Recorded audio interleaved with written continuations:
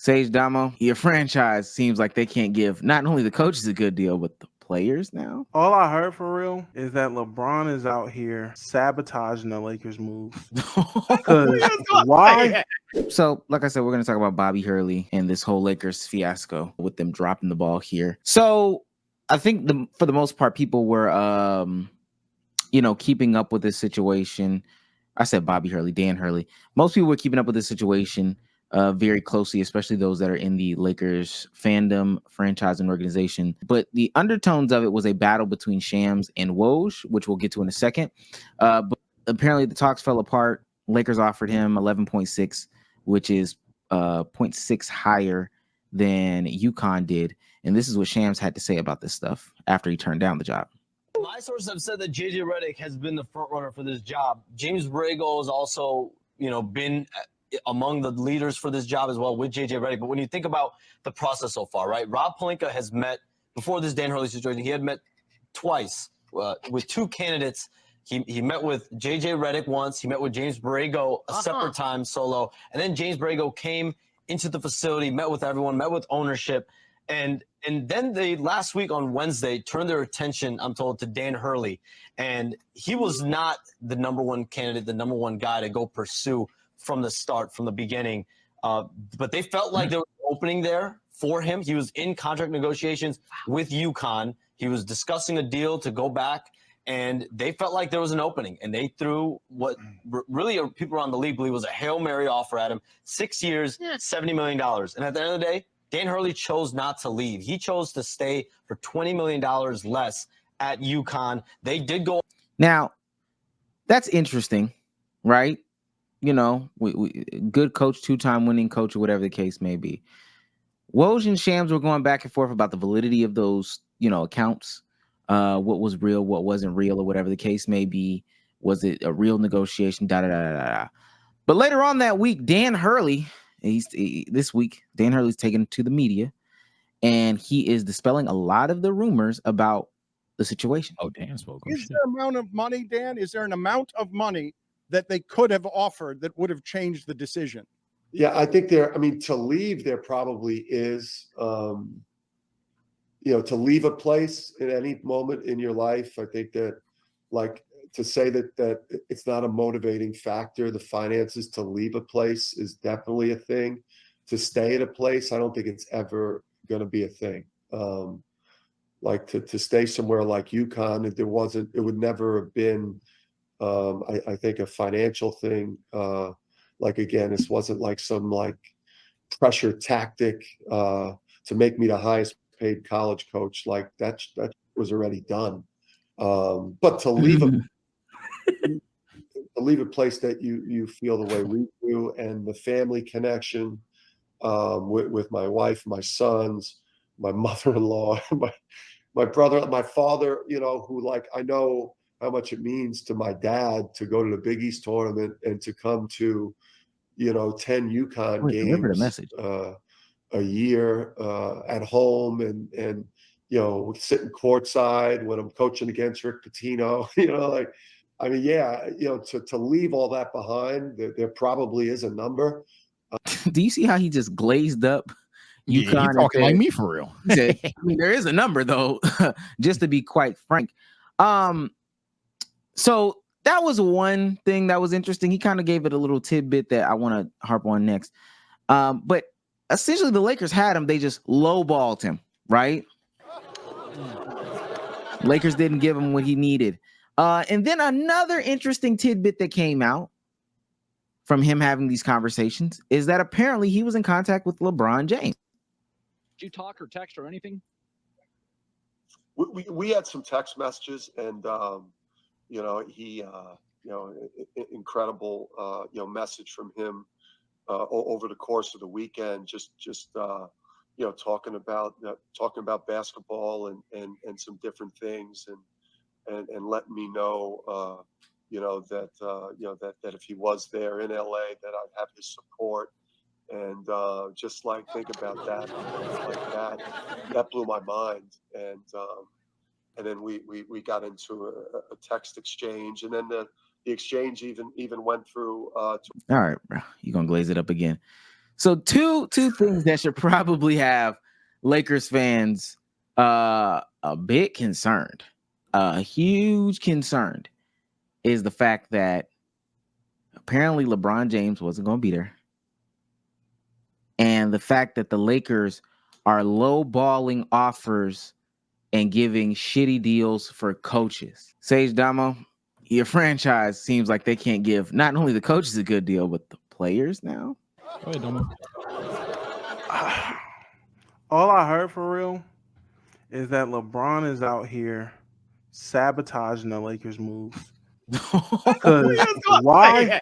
Because why in the world do you need to tell Dan Hurley in the process of negotiations, hey man, if I'm there, hey gang, if I'm there, hey, you got my support. If I'm there, I don't even know if I'm gonna be there. If you there, gang, I ain't gonna lie. That's crazy. Who said something like that? He followed it up with, "Well, are you gonna be there, LeBron?" Maybe. We'll see. Maybe. Hey man, the draft Are ain't you gonna be happened yet. there? No, you said it. Are you? Yeah, sign first. Sign first. You sign first. I dare you. I triple dog dare you. No, you hang up. So yeah, that's the first thing I got from it. Yeah, y'all are terrible. That's the first thing I got from it was LeBron's out here sabotaging the Lakers' moves. Secondly, glad to hear that LeBron is definitely optimistic about his future. That's one step closer to him getting his black ass out of here. Great. Thank you for your service. I have been adamant on my stance. I am done with the LeBron era. I am ready to move on.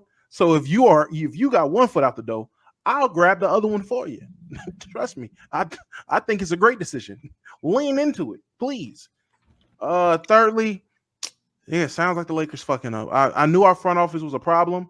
I said our front office was a problem since we didn't bring back a lot of the guys that won us the championship in 2020. Just saying. I've been adamant on Rob Pelican is a clown.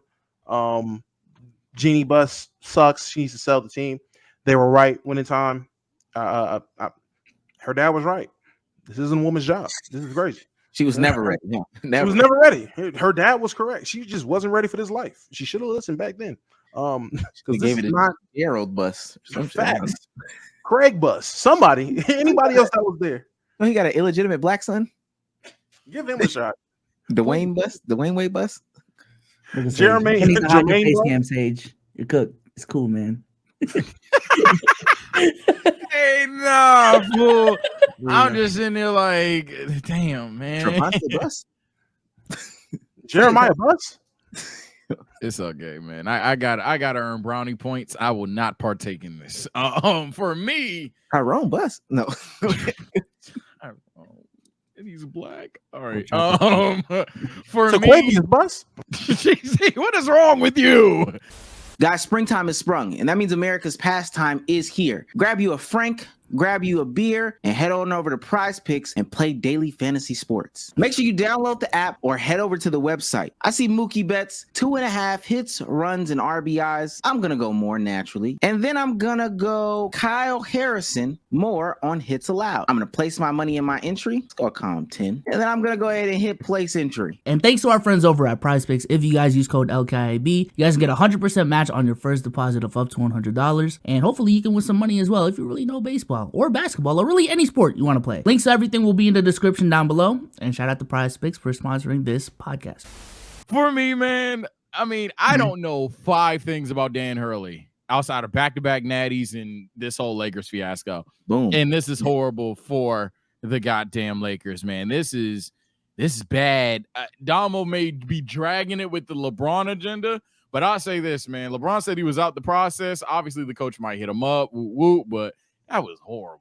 If what was said was true, that is a horrible conversation and thing to say. And then obviously the negotiating skills of the Los Angeles Lakers are clearly still flawed, which we all knew because they still go around puffing their chest out talking about we're the Lakers in like every topic about the Lakers. So we knew this. It's unfortunate. I'm not going to spoil what my hot take is, but it's not just a biased thing. I'm not going to act like the Lakers are this glorious king like how I do with my glorious king, Luka Doncic. At the end of the day, I'm just having an awful NBA season, and the Lakers are not helping at all. at all. I don't even have words. I'm just stop talking. I hate him. I hate this team. I want to play this final portion of it because it dispelled, something that we showed last time on this platform, was that this was supposedly a leverage play for Dan Hurley. And that's from friends of the show, family of the show, some would say. For some people, it's family of the show. I'm not going to claim him. Legend of Winning and Misses of Winning. When they said that this was a leverage play, Dan Hurley apparently seen that. I promise you he's seen it because he's using it verbatim. What a great recruiting pitch for you, though. You turned down Kentucky, you turned down LeBron, you turned down the Lakers. You tell the kids, I did it for you. Well, that to me is one of the dumbest takes I've heard. Well, thank you, Dan. No, not you. Right, I mean, right. Stugotz, I got a Stugotz on my team too. Here, I got the Jalen Stewart, and oh man, I called him, Stu, and I got in trouble for Breonna Stewart. So now I call him Stugotz sometimes when he does. No, you don't.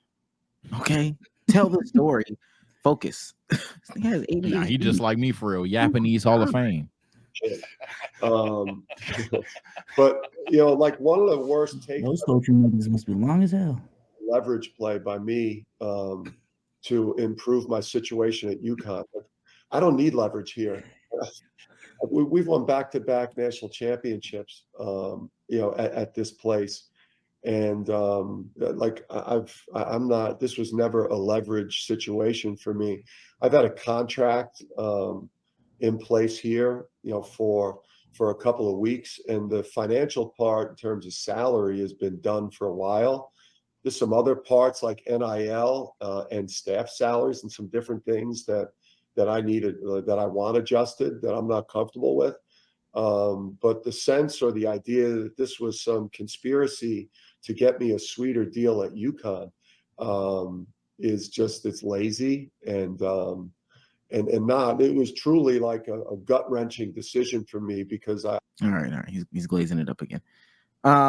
Yeah, I want y'all to know I've stopped working at Legend of Winning Enterprises. I don't make his takes anymore. So when LLC? when he made that dumbass take, him and Raquel, that's his own knowledge. It was never a leverage play. Let me ask specifically to Damo and B Souls. I mean Damo and Sage, because they are Lakers guys. The problem that a lot of Lakers Nation had with this is that they were going to be paying a college coach more money than like an Eric Spoelstra. Do you guys feel like you have to overpay because of who you are and where you are now? And I just mean it for players in trades and absolutely. Thank you, Damo. Absolutely. Thank you. I don't know if Lo and Mo put that out there on the timeline, but I'm not agreeing or disagreeing with them. I don't know what Lo and Mo had going on. I did see this is a boring finals take. Oh, I've been said it. Yeah, shut up. Because when it came down to the clutch, y'all both were on the edge of your seats. Crazy. But outside of that, yes, we definitely overpay for players.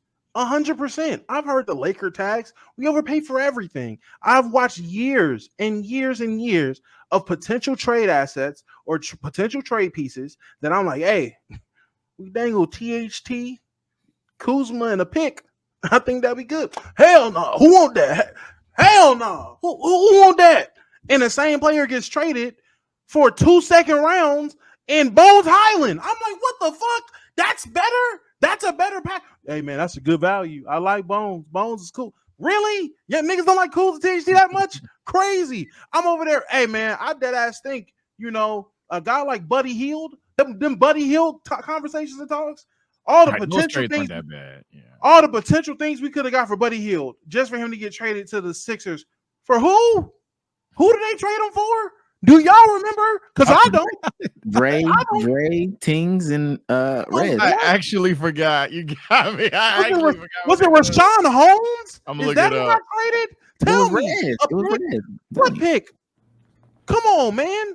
Like, that's what gets traded. But we over here, hey, man, I ain't gonna lie. Young assets, picks.